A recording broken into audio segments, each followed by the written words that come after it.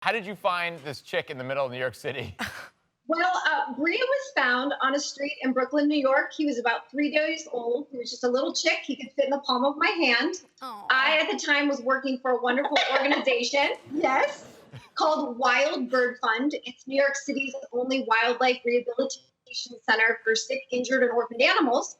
I was working there that day. I received a call from a frantic woman who said, "There's a very exotic bird running around this street in Brooklyn." An exotic bird. An exotic bird. That's right, it was you. And she said, "It's yellow." I said, "Well, take a picture of it, send it to me." So when I received the picture on my phone, I realized that it was a chicken. It was a chick. So I told her to bring this little chick into Wild Bird Fund, where I completely and utterly fell in love with him in a matter of seconds. Oh, that's so cute. Oh, how sweet. How could you not fall in love? So throughout that day, I had him do some office work with me. He helped me file some papers. And at the end of the day, he was peeping and peeping. And it was like a knee-jerk reaction. I just said, I'll take him. I'll take him and foster him. So I brought him back to my little apartment in Brooklyn, New York. My roommate was out of town. And I thought, well, I'll keep him warm and safe until I can find a sanctuary for him. I smell a children's book. I know, Little chick in New yeah. York City. It's in the works, Ben. It should be released either later this year or early next year. Are you serious? Really? That's wonderful. I would buy that. I would buy that book. That's great. Did you know what kind of a, did you know that this little chick was a rooster? Did you know what kind of a species it was? No, after chicks hatch, you don't know their sex until about 3 to 5 months in. Oh. So there he was in my pocket. I carried him pretty much everywhere in my pocket to keep him nice and warm. Because at that stage, he should still have been under his mom.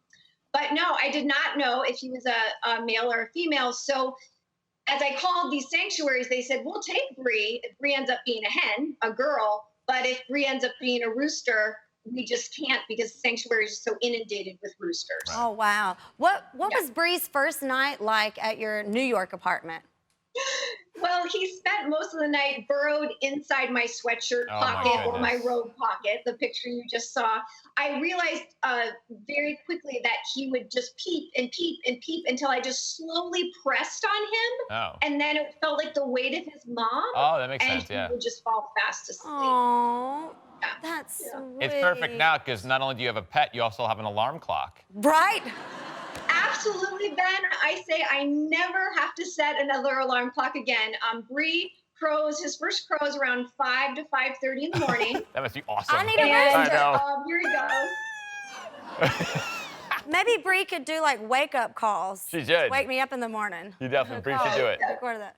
Definite wake-up calls. But unfortunately, because it's not normal to hear a rooster crowing in the city, roosters are not allowed in New York City because of that noise. So I had to make a decision. Do I stay in New York and give up Bree, or do I leave? And I was at a crossroads in my life, and as you well know, I made the decision to leave the city and have my boy. I love it. Can you tell us about it, Bree's new home?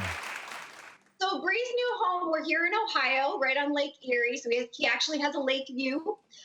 He has a coop that was partially sponsored by Micro Sanctuary Movement, a great organization that helps us rescue chickens and hens and roosters.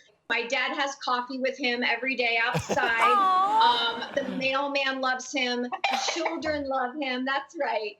And so they really took to him because not a lot of people know a lot about chickens, let alone roosters.